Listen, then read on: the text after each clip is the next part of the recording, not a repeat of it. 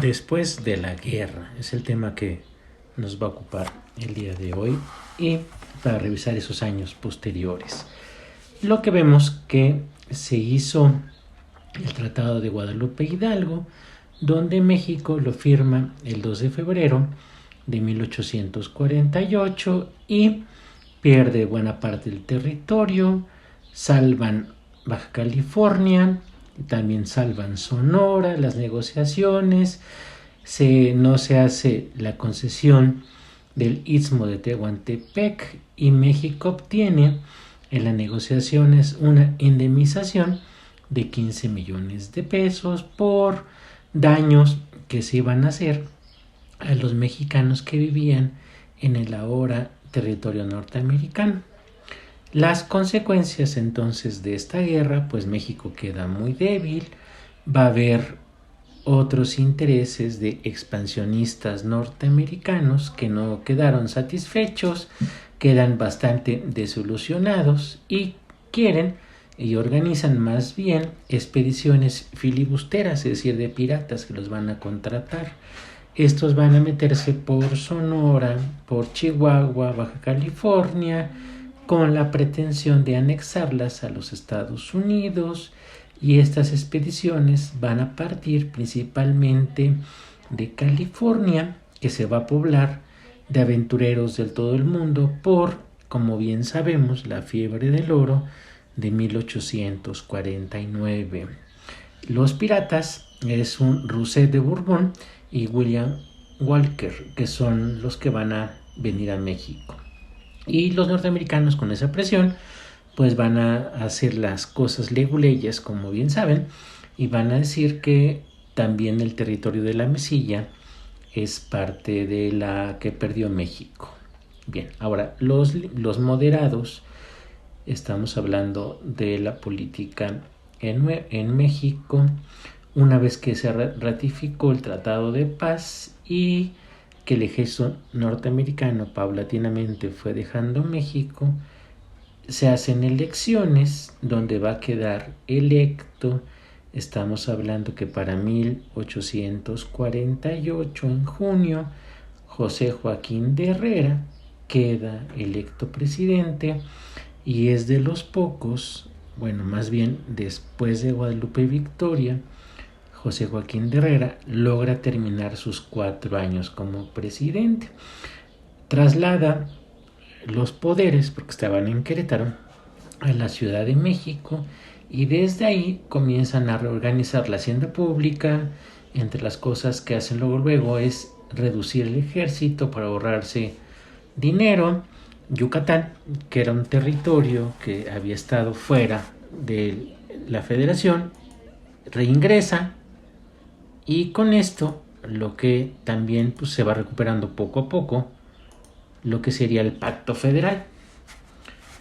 Para entonces va a haber insurrecciones indígenas, también sabemos, y no se puede, en política pues hay bastante alboroto por la pérdida del territorio, todo el mundo se echa la culpa, se polariza muchísimo, hay en aquel momento moderados, los puros, estamos hablando que también hay santanistas y monárquicos y conservadores.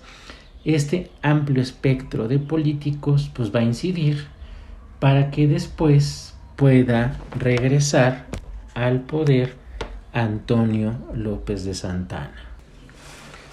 Entonces, la presidencia de Herrera para 1852 llega a su fin. Va a haber elecciones, cosa rara para aquel momento, porque ya hemos visto un montón de planes, golpes de estado, azonadas, cuartelazos, una amplia gama de triquiñuelas políticas y militares, y va a quedar como presidente Mariano Arista, que no va a tener la misma suerte. Mariano Arista no va a poder terminar su mandato porque va a haber, en ese año de 52, tiene que renunciar, va a haber un plan del hospicio que, vamos a ponerle en términos militares, revienta en Jalisco, en Guadalajara, y van a pretender estos del plan del hospicio la vuelta de Antonio López de Santana. Entonces Santana regresa al país, desembarca en Veracruz en 1853 y va a nombrar como ministro de Relaciones Interiores a Lucas Alamán, que era el líder del Partido Conservador, que los conservadores habían estado detrás de ese levantamiento del plan del hospicio, de la deposición de Mariano Arista, que se va de México. Entonces ya tenemos que el innombrable, el eterno seductor, como dirían los historiadores, el seductor de la patria, ha vuelto al poder, 1853. Y con esto, pues se van a reorganizar otras fuerzas políticas. Entonces, para sorpresa de muchos, Santana ha vuelto al país desde el plan del hospicio, que triunfa y deponen a Mariano Arista. Habían enviado una comisión a donde vivía Santana. Sabemos que Santana estaba en el exilio en Turbaco, en una región de Colombia, una región cafetalera. De allá, como dirían, también se pone sus moños, se pone muy digno, comienza a pedir, pues a fin de cuentas están pidiendo que vuelva, y va a volver con ciertas concesiones. Una de las concesiones es que sea Su Alteza Serenísima, se va después a autonombrar dictador vitalicio, también va a tener servicios de militares retirados, van a contratar algunos batallones de milicias europeas, y lo que dicen, él lo que hace es poner fin a lo de la Mesilla. Entonces, como la Mesilla es un territorio de Sonora que se apropiaron injustamente los norteamericanos, hay negociaciones, los norteamericanos lo compran, se lo compran a Santana, le dan 15 millones de pesos, eso sí lo sabemos, es el único dinero que recibe Santana en su vida por parte de los norteamericanos por la venta de algún territorio. Es la primera vez que sucede. Entonces, estas compras Gadsden hacen que la Mesilla obviamente sea ya norteamericana. Y otra de las cuestiones que siempre dice la historia oficial, que Santana lo que hace en su último gobierno, la dictadura, aquel cuando se nombra Alteza Serenísima, que siempre se hace mofa de ese término, pero a fin de cuentas se ocupaba mucho en el siglo XIX, es que hace impuestos. Como no hay dinero en las arcas nacionales, debe de haber impuestos. Y estos impuestos eran pues, los que había en aquella época, que también ha sido un arma para atacarlo, pero son impuestos que hay en todo el mundo. Entonces, por ejemplo, se hacen impuestos de carruajes, de perros, de puertas, de ventanas, lo cual dicen que irrita al pueblo. Pues sí, si el pueblo no estaba acostumbrado a pagar impuestos, había que pues realmente irse a una legalidad.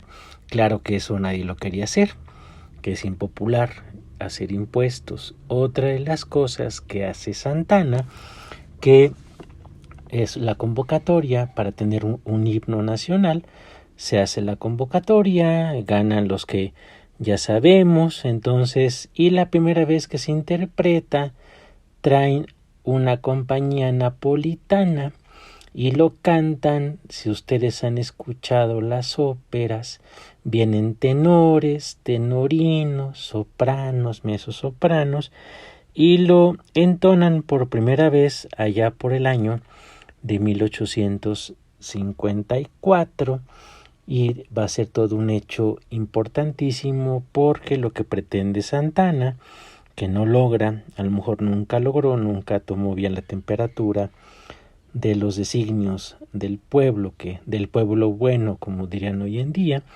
aquel que lo trajo y después que lo sacaba llegaba con revoluciones y se iba igual.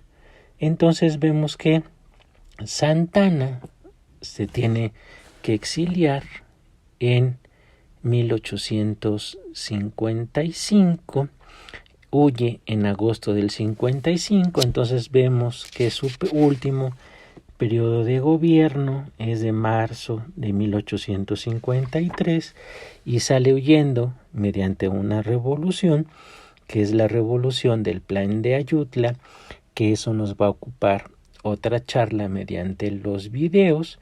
Y entonces estos tiempos revueltos después de la pérdida del territorio nacional de la mitad y los tratados de paz, amistad y límites entre México, Estados Unidos, Guadalupe Hidalgo, el gobierno de Herrera y el malogrado intento de Mariano Arista hacen que se vuelva a echar mano de la única persona que pensaban que podía arreglar el país, pero vemos pues que lo termina implotando y provoca prácticamente una de las grandes rebeliones, que es la Revolución de Ayutla, de carácter liberal, en donde pues muchas cosas se van a tratar de componer, pero vemos que otra vez va a haber una guerra. Entonces, por acá vamos a dejar esta plática y espero que les vaya muy bien.